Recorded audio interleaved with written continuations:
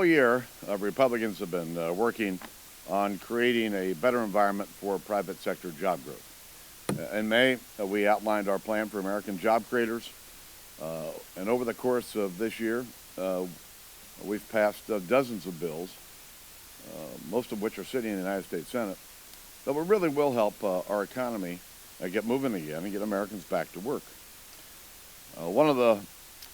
Just last night, we approved two of them. One of them repeals the IRS withholding tax on job creators. The other breaks down bureaucratic barriers that prevent veterans from finding work. And both of these bills are on the way to the president's desk for his signature. These bills show that there can be common ground here in Washington when it comes to removing these barriers to job growth.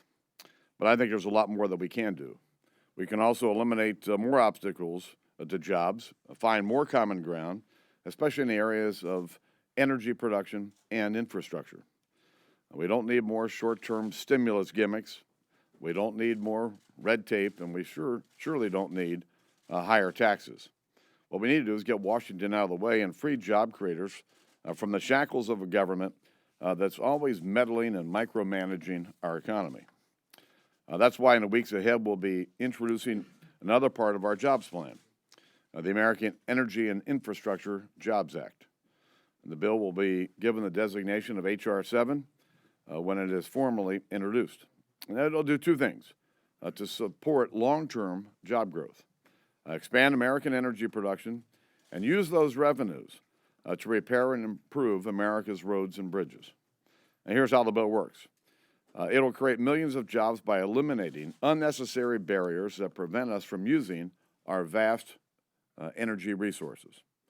Second, by expanding American energy production, we can help lower fuel prices for American families and small businesses and can provide a new revenue stream for infrastructure repair and improvement. And thirdly, the bill will include reforms that speed up the bureaucratic approvals that delay important infrastructure projects. And finally, and most importantly, the bill will be fiscally responsible. The revenue will come from expanding American energy production, not from higher taxes or from deficit spending. It will also include reforms that increase private sector involvement in infrastructure. And there will be no earmarks. The House has already banned earmarks, and we're going to make sure that the highway dollars are there are going to be used to deal with our infrastructure, not frivolous pet projects. And I think there's a lot of common ground between both parties on this issue. The House has already passed bipartisan legislation to stop policies that drive up energy prices and hurt production. The president says he wants more money for infrastructure. He also says he supports more American-made energy. So instead of spending more tax dollars on another short-term stimulus in my opinion, I don't think will work, our bill links job-creating energy production and infrastructure together. I think it'll help support long-term job growth, lower energy prices for families and small businesses, and provide more resources quickly for our highest priority infrastructure projects. That's the opposite of stimulus.